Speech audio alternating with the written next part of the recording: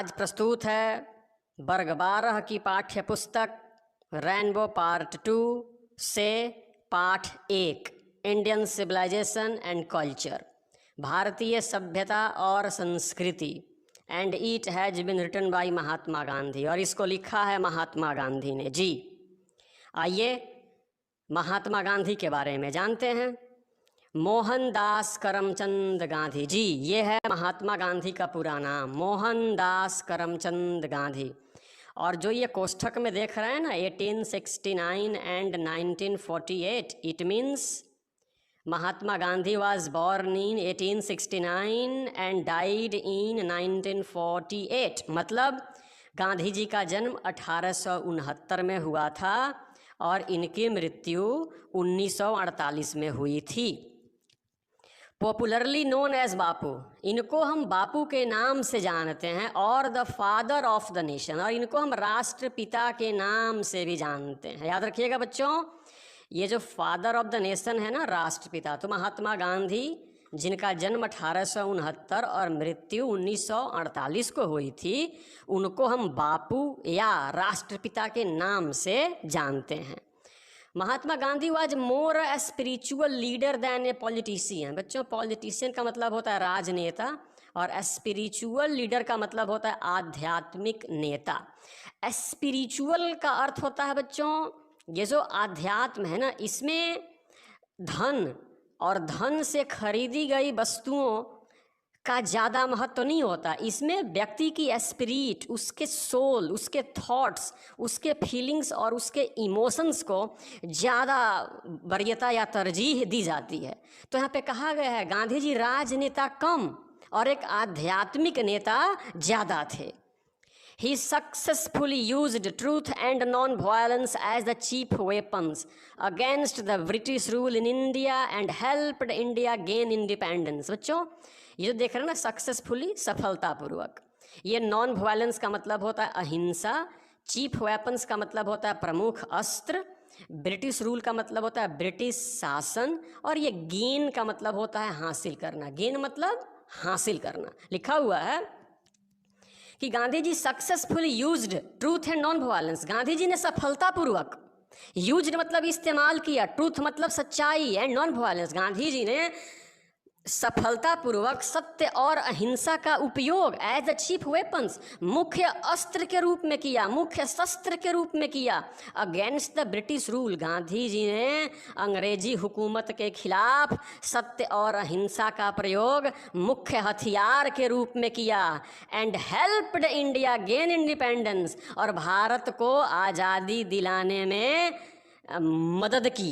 ये जो गेन देख रहे हैं ना, प्राप्त करना, और इंडिपेंडेंस मतलब आज़ादी। गांधी जी ने अंग्रेजों के खिलाफ सत्य और अहिंसा का इस्तेमाल मुख्य हथियार के रूप में किया और भारत को आज़ादी दिलाने में बहुत मदद की।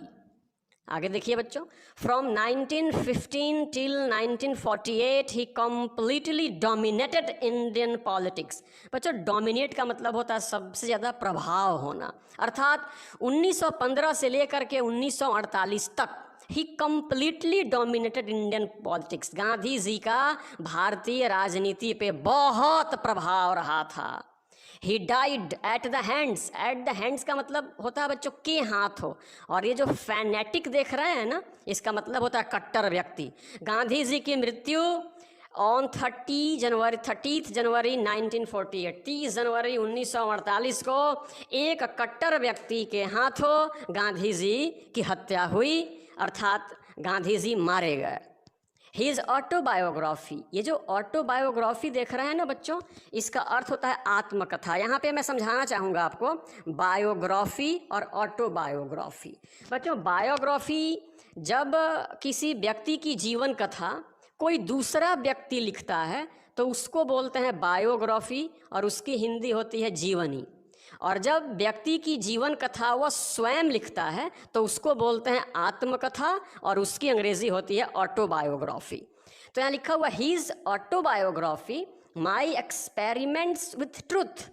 गांधी जी की जो आत्मकथा है उसका नाम है माई एक्सपेरिमेंट्स विथ ट्रुथ, अर्थात मेरे सत्य के प्रयोग, एंड द न्यूमरस का मतलब होता है अनगिनत, आर्टिकल्स का मतलब होता है बच्चों लेख, रिवील का मतलब होता है पता चलना, और ये जो चेस्ट देख रहे हैं ना, चेस्ट का मतलब होता है प्योर, शुद्ध, और ये जो आइडियमेटिक देख रहे हैं इसका मतलब होता है मुहावरेदार। समझिए, his autobiography my experiments with Truth and the numerous articles, यानी गांधी जी की आत्मकथा My experiments with Truth and the numerous articles, और अनगिनत लेख that he wrote for Young India. याद रखेंगे, गांधी जी एक पत्रिका के लिए लेख लिखते थे, उस पत्रिका का नाम है यंग इंडिया, और आपकी परीक्षा में वस्तुनिष्ठ प्रकार के प्रश्नों में ये अक्सर पूछा जाता है। अर्थात गांधी जी की आत्मकथा माई एक्सपेरिमेंट्स विथ ट्रुथ, और साथ ही बहुत सारे लेख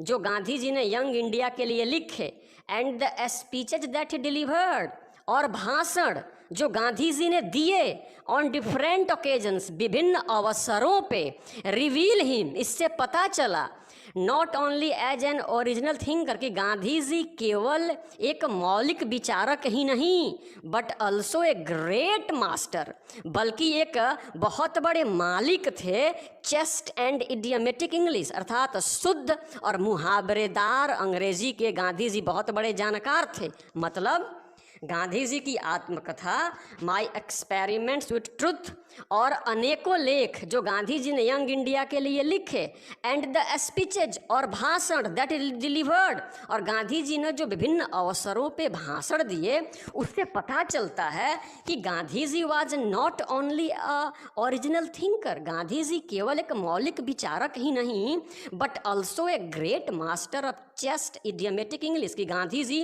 केवल मौलिक विचारक ही नहीं बल्कि शुद्ध और मुहावरेदार अंग्रेजी के बहुत बड़े ज्ञाता भी थे।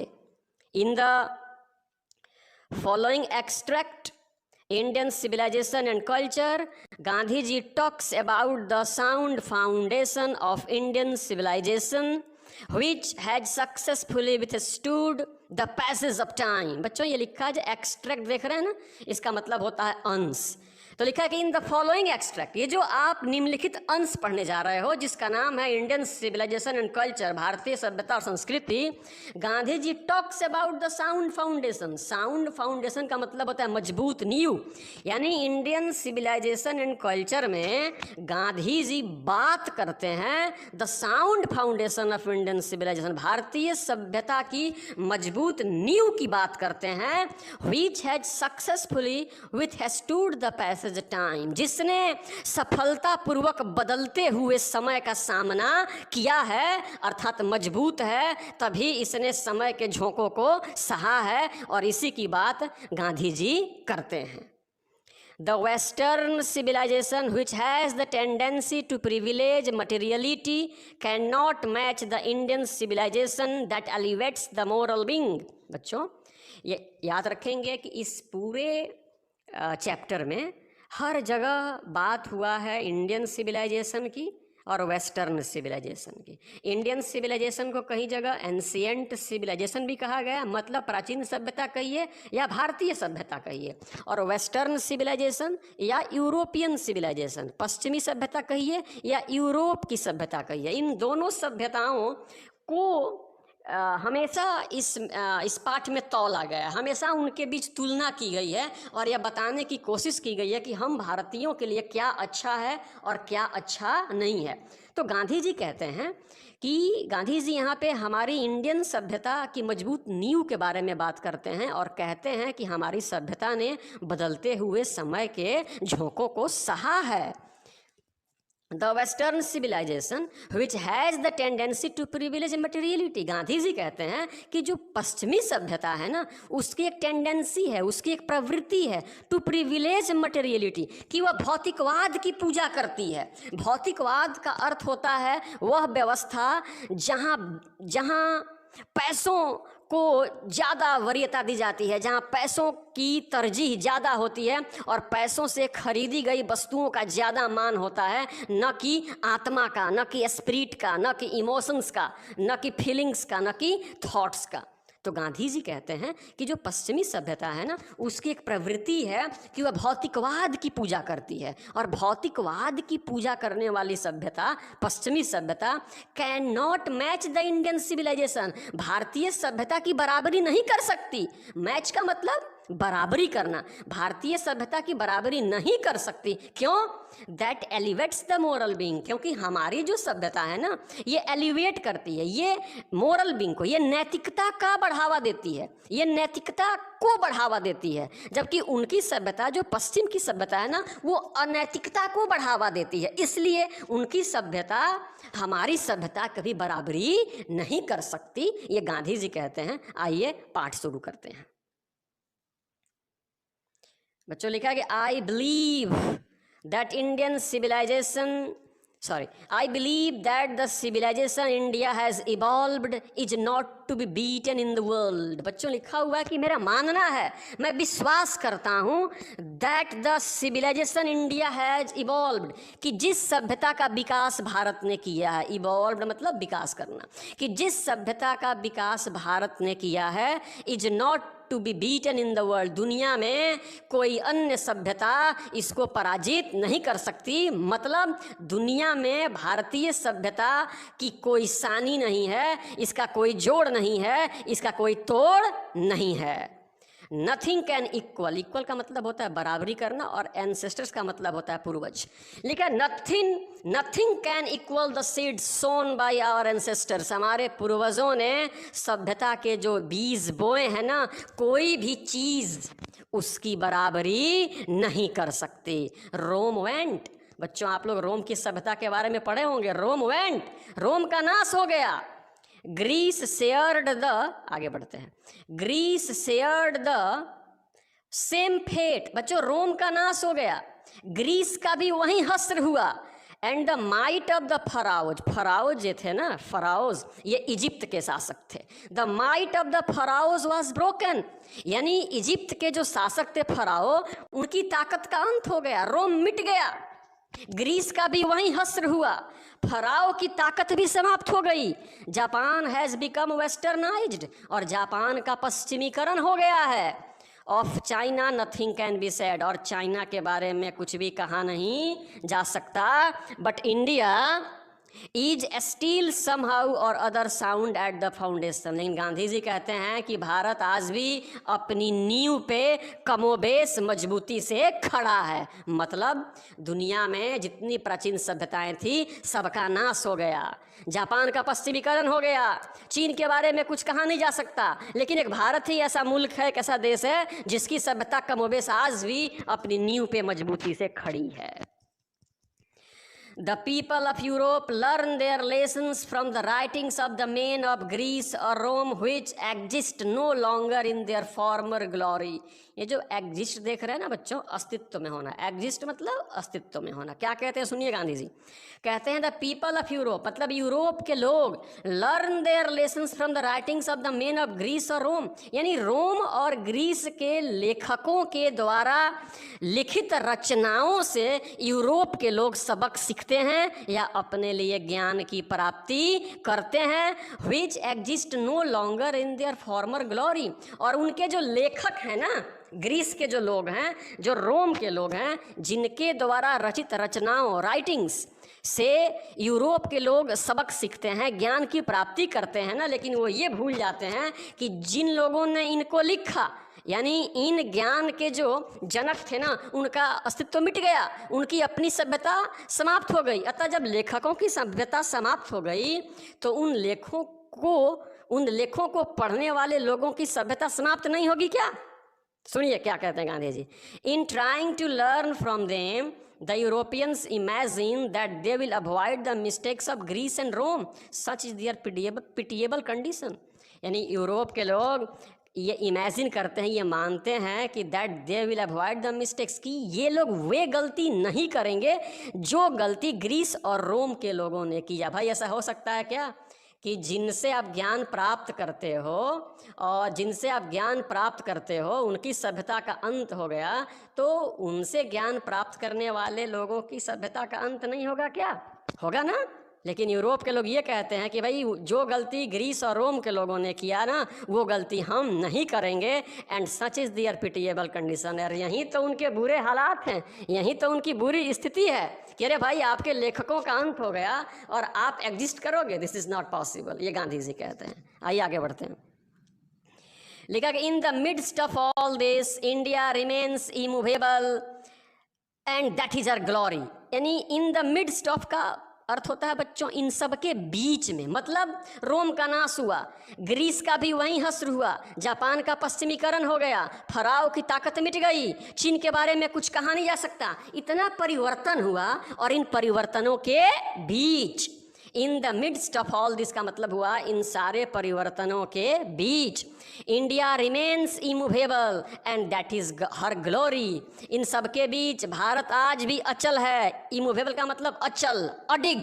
भारत आज भी अचल है, अडिग है। And that is her glory. और यही भारत की गौरव है, यही भारत की ख्याति है, यही भारत की प्रतिष्ठा है। गौरव का अर्थ होता है गौरव, ख्याति और प्रतिष्ठा। यानी सब लोग बदले, हम नहीं बदले, हम आज भी अपनी नींव पे मजबूती से खड़े हैं और यही हमारी ख्याति है, प्रतिष्ठा है, यही हमारा गौरव है। It is a charge. जो बच्चे चार्ज देख रहे हैं ना, ये मोबाइल चार्ज करना नहीं है। इस चार्ज का मतलब होता है आरोप।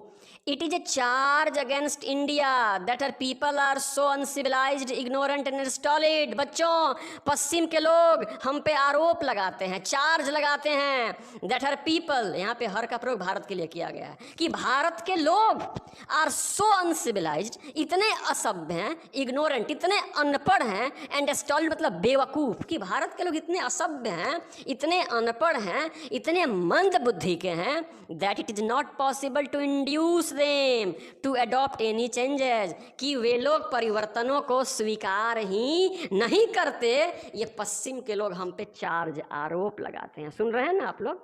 पश्चिम के लोग कहते हैं कि भारत के लोग अनपढ़ हैं, असभ्य हैं, भारत के लोग मंद बुद्धि वाले हैं, क्योंकि वे परिवर्तनों, चेंजेज को एडॉप्ट, स्वीकार नहीं करते। गांधी जी का क्या जवाब है सुनिए।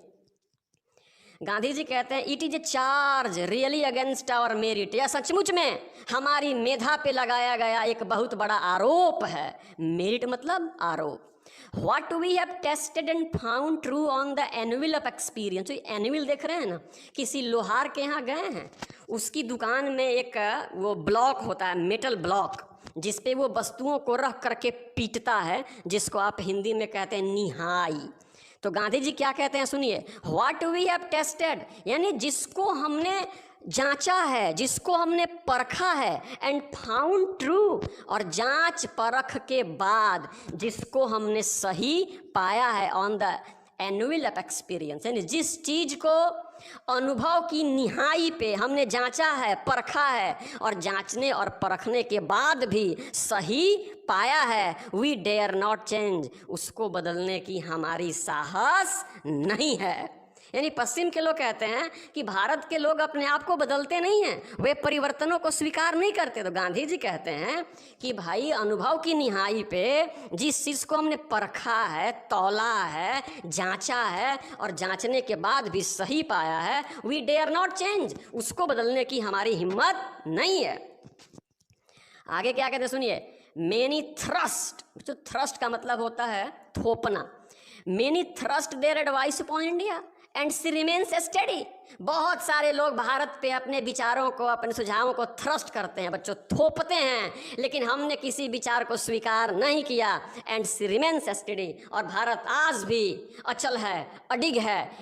भारत ने कभी भी अनावश्यक परिवर्तनों को स्वीकार नहीं किया। दिस इज अ ब्यूटी, यही भारत की सुंदरता है। And it is the seat anchor of our hope, और यही हमारे उम्मीदों का मुख्य आधार है। सीट एंकर का मतलब मुख्य आधार है। नंबर 3 में गांधी जी क्या कहते हैं सुनिए। गांधी जी कहते हैं civilisation is that mode of conduct which points out to man the path of duty. Gandhi ji कहते हैं ये सिविलाइजेशन जो है ना, सभ्यता जो है, ये मोड ऑफ कंडक्ट है, ये आचरण और व्यवहार का तरीका है, विच पॉइंट्स आउट टू मैन, जो इंसान को दिखाती है द पाथ ऑफ ड्यूटी, कर्तव्य का पथ। आपसे पूछा जाएगा कि सिविलाइजेशन क्या है, आप कहेंगे सिविलाइजेशन आचरण या व्यवहार का तरीका है जो हम इंसानों को कर्तव्य के पथ पे चलने के लिए प्रेरित करती है, यही सभ्यता है। सुनिए, परफॉर्मेंस ऑफ ड्यूटी, परफॉर्मेंस का मतलब होता है क्रियान्वयन, performance of duty and observance का मतलब होता है अनुपालन। Performance of duty and observance of morality are convertible terms. बच्चों, ये जो कन्वर्टिबल है ना, इसका मतलब होता है बदलने या परिवर्तन योग्य। कह रहे हैं कि परफॉर्मेंस ऑफ ड्यूटी अर्थात कर्तव्य पालन एंड ऑब्जर्वेंस ऑफ मोरलिटी और नैतिकता का पालन, ये कन्वर्टिबल टर्म्स यानी एक के बदले दूसरे का और दूसरे के बदले इसका, यानी एक के बदले दूसरे का इस्तेमाल किया जा सकता है। मतलब ये समानार्थी शब्द हैं। कौन कौन? यदि आप अपने कर्तव्य को शानदार ढंग से करते हो तो इसका मतलब हुआ कि आप नैतिकता का पालन करते हो, और आप नैतिकता का पालन करते हो इसका मतलब हुआ कि आप अपने कर्तव्यों का शानदार ढंग से क्रियान्वयन करते हैं। इसलिए इन दोनों टर्म्स को हम कन्वर्टिबल या परिवर्तन करने योग्य शब्दावली मानते हैं। गांधी जी कहते हैं to observe morality is to attain mastery over our minds and our passions. बच्चों, मोरलिटी का मतलब हुआ नैतिकता, अटेन का मतलब हासिल करना, मास्टरी का मतलब होता है स्वामित्व, माइंड्स का मतलब दिमाग, और पैशंस का मतलब होता है जुनून, हसरत। गांधी जी कह रहे हैं टू ऑब्जर्व मोरलिटी यानी नैतिकता अनुपालन का मतलब होता है is to attain mastery over our minds and our passions, कि हम अपने दिल पे, हम अपने दिमाग पे और अपने पैशंस पे, अपने जुनून पे, अपनी ख्वाहिशों पे, अपनी तमन्नाओं पे, अपनी इच्छाओं पे क्या पाएं? काबू पाएं। यानी अपने मन पे और अपनी इच्छाओं पे काबू पाना ही नैतिकता पाना है। नैतिकता पाना क्या है? नैतिकता पाने का मतलब हुआ कि हम अपने दिमाग पे, हम अपने जुनून पे, हम अपनी ख्वाहिशों पे क्या पाएं? नियंत्रण पाएं। यही नैतिकता है। So doing we know ourselves. ऐसा करके कैसा करके? मतलब हम अपने दिमाग पे और अपने जुनून पे नियंत्रण अगर हम पा लिए तो वी नो आवरसेल्व्स, तो हम लोग अपने आप को जान गए कि हम क्या हैं। द गुजराती इक्विवेलेंट का मतलब समकक्ष है, समानार्थी।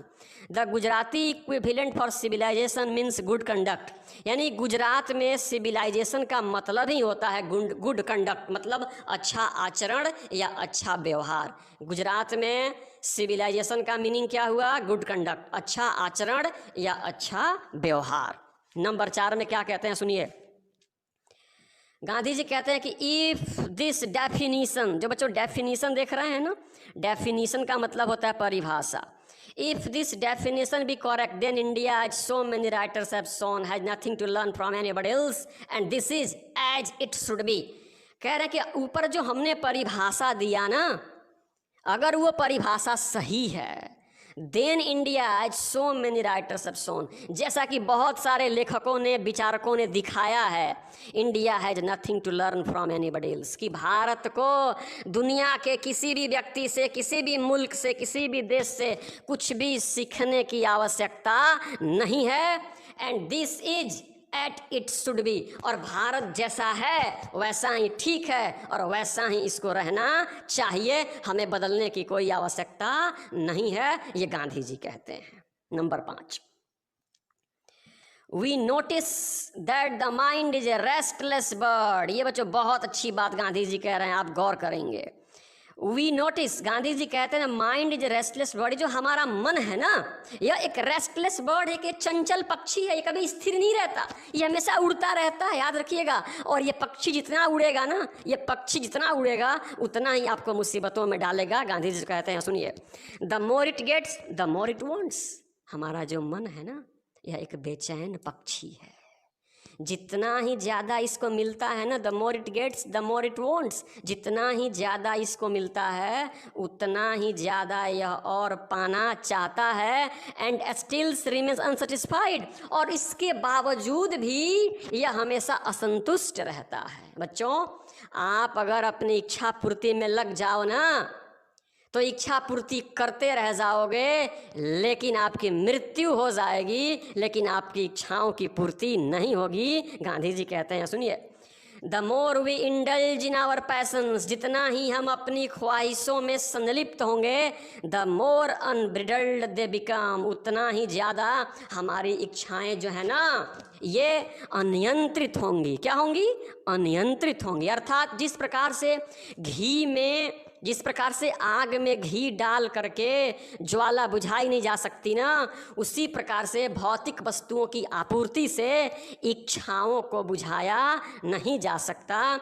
इसलिए गांधी जी कहते हैं कि आपका जो ये मन है ना, यह चंचल पक्षी है, इसको बुद्धि रूपी पिंजरे में कैद कर दीजिए, तभी आप खुश और सुखी रह पाएंगे। सुनिए, our ancestors Therefore set a limit to our indulgence, इसलिए हमारे जो पूर्वज थे ना, हमारे दादा और जो परदादा थे ना, उन लोगों ने हमारी संलिप्तताओं की एक सीमा रेखा, एक लक्ष्मण रेखा खींच दी थी। क्यों खींची थी? सुनिए, They saw that happiness was largely a mental condition, क्योंकि उन्हें पता था कि धन से खुशी का कोई वास्ता नहीं है, भौतिक वस्तुओं से खुशी का कोई वास्ता नहीं। उन्हें पता था that happiness was largely A mental condition, कि खुशी जो है ना यह एक मानसिक स्थिति है, इसका धन से कोई मतलब नहीं है, इसका फिजिकल पोजेशन से कोई लेना देना नहीं है, यह मानसिक स्थिति है। ये गांधी जी कह रहे हैं। सुनिए,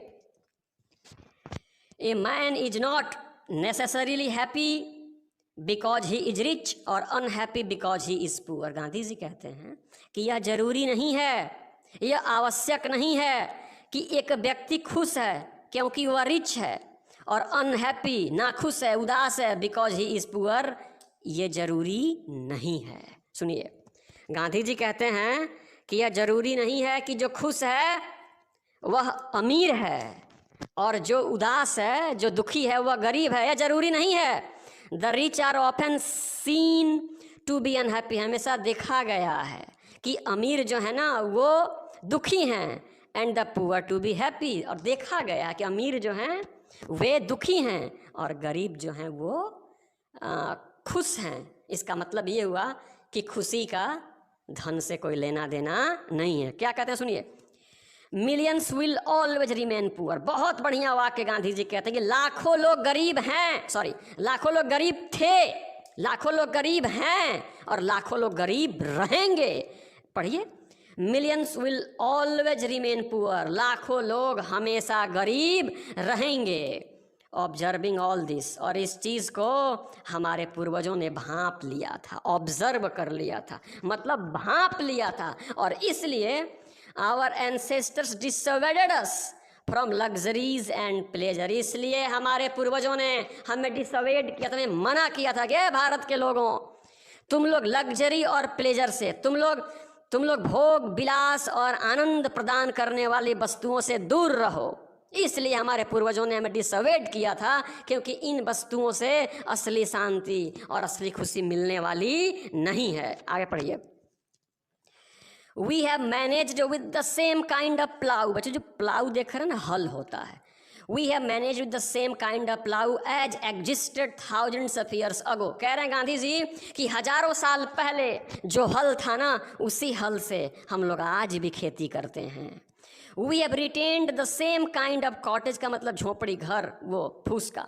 we have retained the same kind of cottages that we had in former times and our indigenous स्वदेशी education remains the same as before. Gandhi ji कहते हैं कि हजारों साल पहले जिस हल से हमारे पूर्वजों ने खेती की थी, उसी से हम भी खेती कर रहे हैं। जिस कॉटेज में वो रह रहे थे, उसी कॉटेज में हम भी रहते हैं। और हमारी जो शिक्षा प्रणाली है ना, स्वदेशी, इंडिजिनस, स्वदेशी प्रणाली है, ये आज भी कायम है, मतलब हमने परिवर्तन नहीं किया। आगे क्या कहते हैं सुनिए, we have had no system of life corroding competition. जो लाइफ देख रहे हैं ना बच्चों आप, ये लाइफ कोरोडिंग कंपटीशन का मतलब होता है कि धीरे धीरे जान लेने वाली प्रतियोगिता। यानी उस काल में, जिस काल की ये बात हो रही है, उस काल में कंपटीशन ऐसा नहीं था, ऐसी गलाकट प्रतियोगिता नहीं थी कि प्रतियोगिता के कारण लोगों की जान चली जाए, इस प्रकार की व्यवस्था नहीं थी। तो क्या थी सुनिए, गांधी जी कहते हैं each followed his own occupation and trade. जितने भी लोग थे ना, हर भारतवासी जो था, फॉलोड हिज ओन ऑक्यूपेशन, यानी सब लोग अपने अपने पेशे में, ऑक्यूपेशन मतलब पेशा, सब लोग अपने अपने ऑक्यूपेशन में लगे थे, ट्रेड, सब लोग अपने अपने व्यापार में लगे थे। And charge a regular wage, wage का मतलब होता है बच्चों मजदूरी। सब लोग अपने अपने पेशे में लगे थे, सब लोग अपने अपने व्यापार में लगे थे और अपने काम के बदले एक निश्चित और नियमित मजदूरी भी लेते थे। मतलब हजाम अपने काम में लगा था, लोहार अपने काम में लगा था, धोबी अपने काम में, ब्राह्मण अपने काम में लगा था और सब लोग अपना अपना काम करते थे और उस काम के बदले एक निश्चित मजदूरी लेते थे।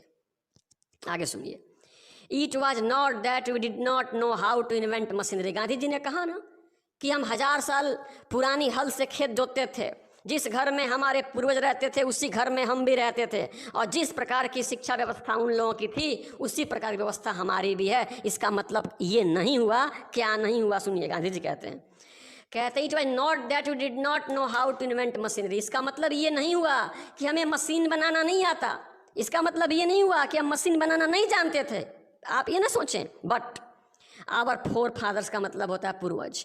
Our forefathers knew that if we set our hearts after such things we would become slaves and lose our moral fibres. क्योंकि हमारे पूर्वजों को बच्चों मालूम था कि अगर भौतिक वस्तुओं के पीछे हम अपना दिल लगा बैठे, उसके पीछे हम भागना शुरू कर दिए, तो वी वुड बिकम स्लेव्स, तो हम उन भौतिक वस्तुओं के गुलाम, स्लेव्स गुलाम, दास बन जाएंगे। And lose our moral fibre, और हमारा चाल चलन चरित्र सब क्या हो जाएगा, बिगड़ जाएगा। इसलिए हमने मशीनों की खोज, मशीनों का आविष्कार नहीं किया। देयरफॉर आफ्टर ड्यू डेलिबरेशन, जो ड्यू डेलिबरेशन देख रहे हैं ना, इसका मतलब होता है बच्चों समुचित। क्या होता है, समुचित। ये डेलिब्रेशन का मतलब होता है विचार। After due deliberation decided that we should only do what we could with our hands and feet. बहुत बड़ी बात गांधी जी कहते हैं, गांठ बांध लीजिएगा बच्चों। गांधी जी कहते हैं कि हमारे पूर्वज जानते थे कि अगर भौतिक वस्तुओं के पीछे हम अपने दिल को लगा बैठे तो हम उनके गुलाम बन जाएंगे। And we would lose our moral fibre, और हमारा चाल चलन बिगड़ जाएगा। इसलिए काफ़ी विचारोपरांत हमारे पूर्वजों ने फैसला किया था that we should only do what we could do with our hands and feet. हम लोग वही करेंगे, हम लोग वही काम करेंगे जिनको हम अपने हाथों से और अपने पैरों से कर सकें, उसी काम को हम लोग करेंगे। ये गांधी जी कहते हैं they saw that real happiness. ये जो बच्चों रियल हैप्पीनेस देख रहे हैं ना, इसका मतलब होता है असली खुशी। And health consisted in the proper use of our hands and feet. Gandhi ji कहते हैं कि हम वही करेंगे जो हम हाथों और पैरों से कर सकें। पता है क्यों? क्योंकि our real happiness and health consisted in a proper use of our hands and feet. क्योंकि जो असली खुशी है ना, जो जीवन का असली मज़ा है, जो असली स्वास्थ्य है ना, वह हाथ और पैर के उचित प्रयोग में ही है। मतलब गांधी जी कहते हैं, समझिएगा कि अगर आपके शरीर में कोई एलिमेंट, कोई व्याधि हो, कोई रोग हो, आपके हाथ में कोई प्रॉब्लम हो, आप पैर से चला नहीं जाए, हाथ से काम न किया जाए, तो आपको धन पे बैठा दिया जाए ना, तो आप कहेंगे मुझे धन नहीं चाहिए, मुझे अपना हाथ सही चाहिए, मुझे पैर सही चाहिए। इसलिए हम लोगों को आज भी अपने हाथ और पैर के चलने में ही असली खुशी है, धन की प्राप्ति में असली खुशी नहीं है। ये गांधी जी कहते हैं। आगे सुनिए, आगे गांधी जी बच्चों कहते हैं कि दे फर्दर रीजन्ड। बच्चों जो फर्दर देख रहे हैं ना, इसका मतलब होता है आगे, और रीजन का मतलब होता है तर्क दिया। They further reasoned that large cities were a snare का मतलब होता है फंदा, एंड यूजलेस एनकम्बरेंस। यूजलेस का मतलब बेकार, और एनकम्बरेंस का मतलब बर्डन, बोझ या भार। गांधी जी कहते हैं कि जो लार्ज सिटीज है ना, ये जो बड़े शहर है ना, ये ट्रैप हैं, ये स्नेयर हैं, ये जाल हैं, ये फंदा हैं। एंड यूजलेस एनकम्बरेंस, ये बेकार की बोझ हैं। And that people would not be happy in them, और यदि आप लोगों को उन शहरों में रखें ना, तो लोग वहाँ पे खुश नहीं रहेंगे। क्योंकि कोई भी व्यक्ति जाल में रहना नहीं चाहेगा, कोई भी व्यक्ति अपने माथे पे बेकार के बोझ को ढोता हुआ नहीं रहेगा। इसलिए गांधी जी कहते हैं कि बड़े बड़े शहर जो है ना, ये जाल हैं, ये फंदा हैं, ये बेकार के बोझ हैं, और लोग वहाँ खुश नहीं रहेंगे। आइए समझा रहे हैं हम आपको कि गांधी जी बड़े शहरों को जाल और फंदा क्यों कहते हैं। सुनिए, that there would be gang of thieves and robbers, क्योंकि शहरों में चोरों और डकैतों के गैंग्स हैं, उनके वहाँ पे दल रहते हैं और वे अपने जाल में लोगों को क्या कर लेते हैं, फंसा लेते हैं। आगे सुनिए, गांधी जी कहते हैं रॉबर्स, प्रोस्टिट्यूशन, शहरों में वेश्यावृत्ति भी है, शहरों में चोर रहते हैं, शहरों में डकैत रहते हैं, शहरों में वेश्यावृत्ति है, prostitution, and vice flourishing in them, और शहरों में बुराइयों का जन्म होता है, बुराइयों का विकास होता है। And that poor main would be robbed और बाय रिच मैन, और शहरों में जो अमीर लोग होते हैं ना, वे गरीबों को लूट लेते हैं। They were there satisfied with a small villages, इसलिए हमारे पूर्वज जो थे ना, अपने गाँव से ही संतुष्ट थे। क्यों संतुष्ट थे? क्योंकि शहर जो है ना, वो चोरों और डकैतों का अड्डा है, वह वेश्यावृत्ति का अड्डा है, वह बुराइयों का अड्डा है। यदि आप एक बार वहाँ पे चल गए तो आप वेश्याओं के जाल में पड़ जाएंगे, आप चोरों के फंदे में, डकैतों के फंदे में उलझ जाएंगे और आपका जीवन बर्बाद हो जाएगा। और बच भी गए तो आपको वहाँ के अमीर क्या कर लेंगे, लूट लेंगे। यही कारण था कि हमारे पूर्वज अपने गाँव से ही संतुष्ट थे, और यही कारण है कि भारत को आज भी गाँव का देश कहा जाता है। बच्चों आगे देखते हैं, they saw that kings and their swords were inferior to the sword of ethics। बच्चों जो इथिक्स देख रहे हैं ना, इथिक्स का मतलब होता है ग्रंथ या नीति शास्त्र।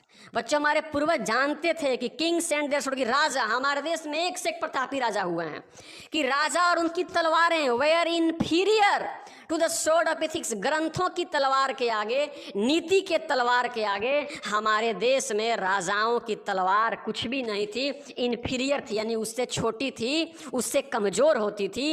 And Therefore held the sovereigns of the earth, sovereigns का मतलब बच्चों Raja Rani, of the earth to be inferior to the rishis. और हमारा देश ऐसा था ना कि ग्रंथों के आगे राजाओं की तलवारें कुछ नहीं थी, ऋषियों और मुनियों के आगे राजा कुछ नहीं थे। एंड फकीरों के आगे भी राजा अपना सर झुकाते थे, और ग्रंथ के सामने राजा महाराजा अपने तलवारों को झुका देते थे। A nation with a constitution like this, हम उस देश के वासी हैं बच्चों जहाँ के विधान, जहाँ कॉन्स्टिट्यूशन ऐसा था कि राजा ऋषियों के सामने सर झुकाते थे और ग्रंथों के आगे राजा अपने तलवार नीचे रख देते थे। हम उस देश के वासी हैं जहाँ ऐसा विधान था। Is fitter to teach others than to learn from others. तो भाई हम ऐसे देश के लोग हैं जहाँ राजा ग्रंथ के आगे सर झुकाते थे, फकीरों के सामने सर झुकाते थे, ऋषियों मुनियों के सामने सर झुकाते थे। तो ऐसे देश के लोगों को टीच अदर्स, हम दूसरों को सिखाने के लिए हैं, not to learn from others, हम दूसरों से सीखने के लिए नहीं हैं, ये गांधी जी कहते हैं। सुनिए, the nation had courts, lawyers and doctors but they were all within bounds. बच्चों बाउंड्स का मतलब सीमा या हद। कहते हैं कि हमारे देश में कोर्ट्स भी था, कचहरी भी थी, लॉयर्स वकील भी थे, डॉक्टर्स भी थे, लेकिन सब एक सीमा में रहते थे, सबके लिए लक्ष्मण रेखा खींची गई थी।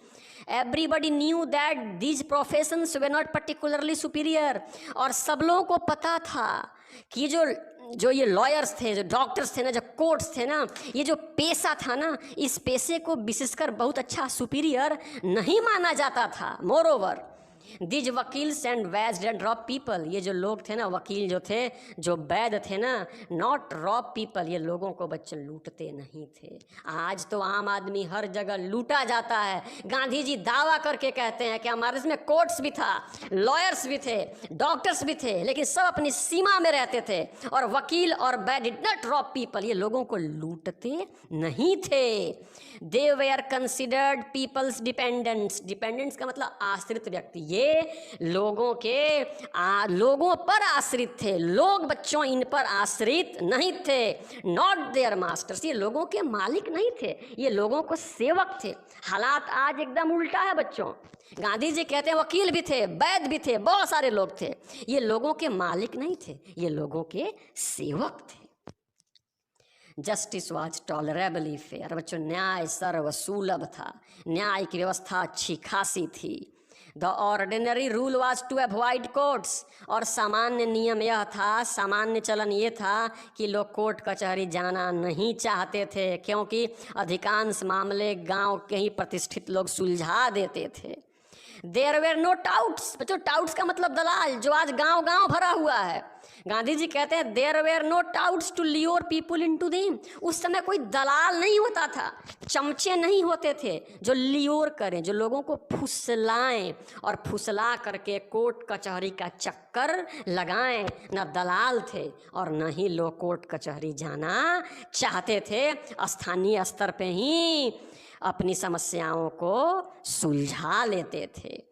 द ईविल टू आज नोटिसेबल, जो ईविल देख रहे हैं ना बच्चों, बुराई या पाप होता है, this evil too was noticeable only in and around capitals. अगर कुछ बुराई भी थी ना तो केवल राजधानियों में थी, एंड अराउंड, और राजधानियों के आस पास थी। गांवों में कोई बुराई, कोई कमी, कोई दोष नहीं था। द कॉमन पीपल, आम लोग, लिव्ड इंडिपेंडेंटली, जो आम लोग थे, जो साधारण लोग थे, लिव्ड इंडिपेंडेंटली, स्वतंत्रता पूर्वक, बिना भय के और अपना सर उठा करके जीते थे। And followed their agricultural occupation, और सब लोग अपनी अपनी खेती बाड़ी में लगे थे।